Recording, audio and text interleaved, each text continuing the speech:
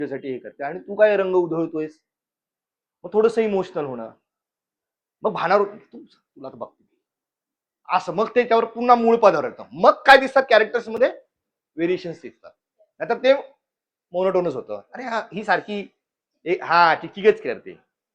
तर as performance करताना लक्षात ठेवा वेगवेगळ्या ह्याच्यात जाता आलं पाहिजे तुम्हाला, की बाबा मी हे असं हा विचार.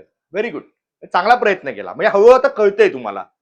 आणि जे मिस आहे ते मी आता सांगितलं, काय मिस झालं, काय पाहिजे, काय विचार करू शकता ॲज अन स्टोरी बनवताना काय असू शकतं.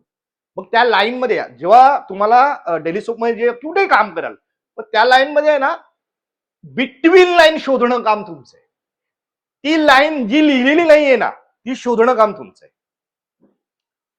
मी काय म्हणतोय, ते नाही लिहिलंय पण ते शोधायचं आणि त्याला धरून ते वाक्य बोलायचं. म्हणजे आता हेच वाक्य, काय करतोयस तू इथे, हेच वाक्य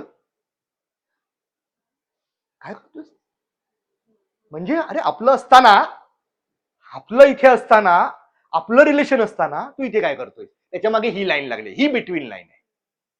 डायरेक्ट म्हणजे बिटवीन लाईन शोधणं खूप गरजेचं आहे.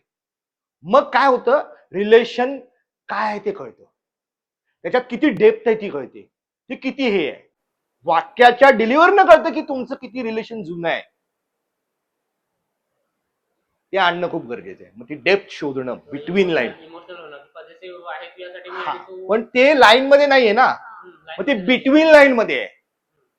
ते लेखकांनी लिहिलं नाहीये, पण आपल्याला शोधावं लागेल.